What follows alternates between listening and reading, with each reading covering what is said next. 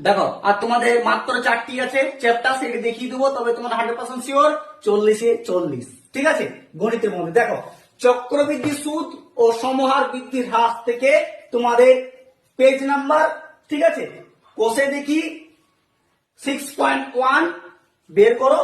ঠিক আছে, page number হচ্ছে তোমাদের 100 থেকে 119 পেজের মধ্যে সব পেয়ে যাবে। ঠিক আছে, কোষে দেখি প্রথম বার করো 6.1, সেখানের মধ্যে যেগুলি বলছি ভালো করে ঘরে প্র্যাকটিস করো।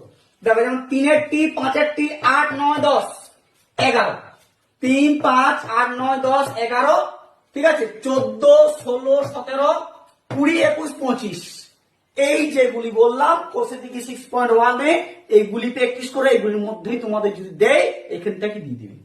এবার দেখো বৃদ্ধি সমার সূত্র থেকে আবার 6.2 আর একটি চ্যাপ্টার আছে, সেখান থেকে তোমাদের যেগুলি কমন হচ্ছে 2, 3, 5, 7, 9টি, 10টি, 11, 12 এবং 15, এইগুলি ভালো করে প্র্যাকটিস করে এইগুলির মধ্যে 100% হোক তোমরা কমন পাচ্ছ।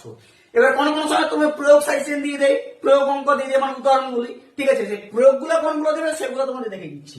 দেখো যেমন 4-টি দিতে পারে 6, 8, 9, 10, সরি 11, 6-টি, 8-টি, 9টি আর 11টি, এই তিনটে হচ্ছে সবচেয়ে বেশি গুরুত্বপূর্ণ, এই তিনটে ভালো করে প্র্যাকটিস করবে।